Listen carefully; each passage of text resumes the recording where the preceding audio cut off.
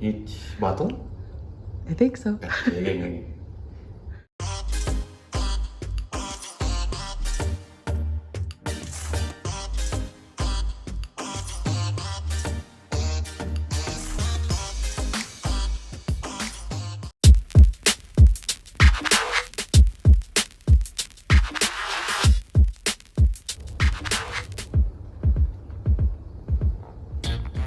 Hi, good evening. Today, we will demonstrate to you how to use the Sera Ammonia test. So, we have built this aquascape for almost 2 months now. Tomorrow, we're planning to put some fishes. We have to test the ammonia levels if the aquarium water has completely cycled.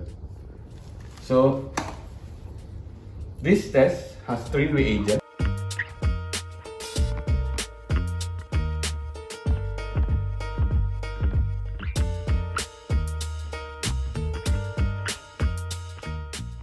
So this test has 3 reagents, number 1, 2, and 3.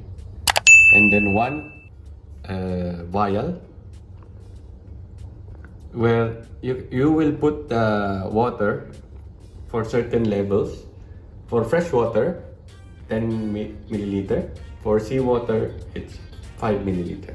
So we have a fresh water tank. We need to put a 10 milliliter water.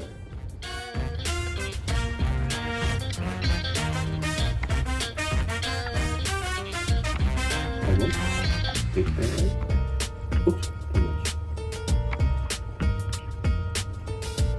Okay.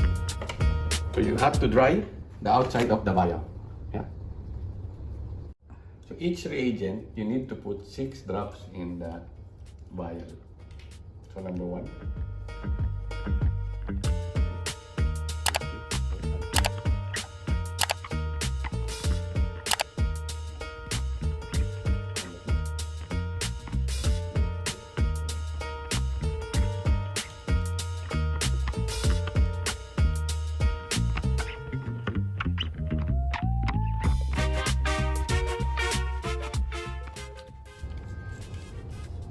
And then you shake well.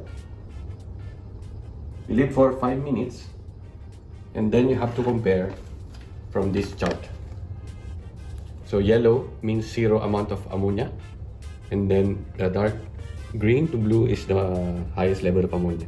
If the level is still here in the dark area, your aquarium is still not ready for putting fishes because of ammonia, which is harmful to the fish and will cause them to kill. Yeah. Okay. We have been using this sea chem stability. This is active bacteria which like breaks down the ammonia in the aquarium when you put tap water.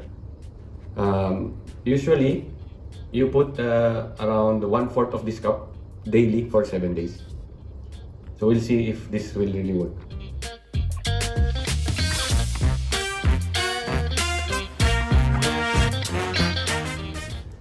So here is the result of the ammonia test. We will compare now to the chart. Where's the chart? You see? So ours is now yellow, which means 0 milligram. This means that we can put now fishes. Yay! Tomorrow we will buy. We will show you the fishes we will buy tomorrow. Yes, we will. Thank you. Bye. Thank you for watching. Please like, share, and subscribe to our channel. Click the bell below so that you'll get notified of our new videos.